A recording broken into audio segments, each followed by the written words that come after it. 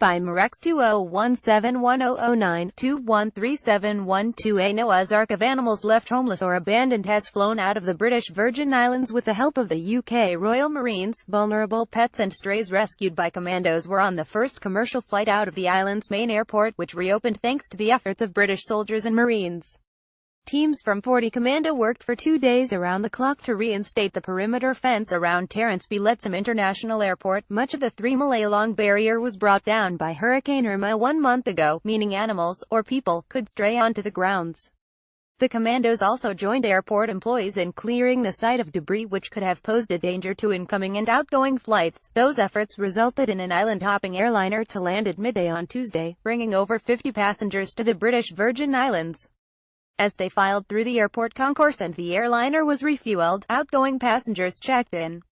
Some on 2 legs, some on 4. Irma destroyed 600 homes, leaving around 6,000 islanders, or more than 1/5 of the populace, homeless, with another 3,600 properties suffering some form of damage, but still habitable.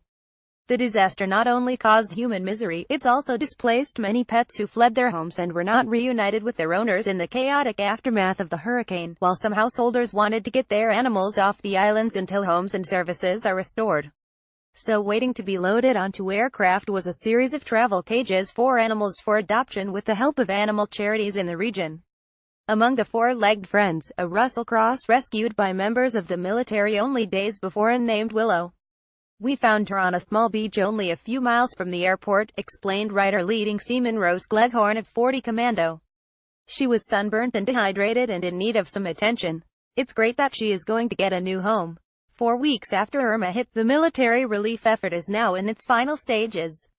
After her Atlantic dash to deliver aid with her helicopters, HMS Ocean is heading for Miami, her mission complete.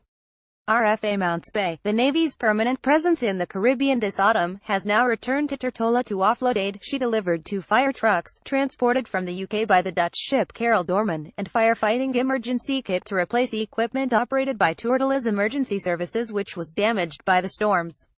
And the final elements of 40 Commando, normally based at Norrin Manor outside Taunton, are on the ground helping civilian authorities. Much of the Marines' recent efforts have been focused on getting schools up and running after a month's hiatus. While some have been patched up and repaired ready to take pupils again, much of Tortola's education infrastructure was wrecked. To fill this gap, makeshift schools have been established at both ends of the Capitol Road town, with Royal Marines helping UNICEF and the Adventist Development and Relief Agency to put up the tents which will serve as the home for the temporary centers of learning. This article appears courtesy of Royal Navy News, and it may be found in its original form here. The opinions expressed herein are the author's and not necessarily those of the Maritime Executive.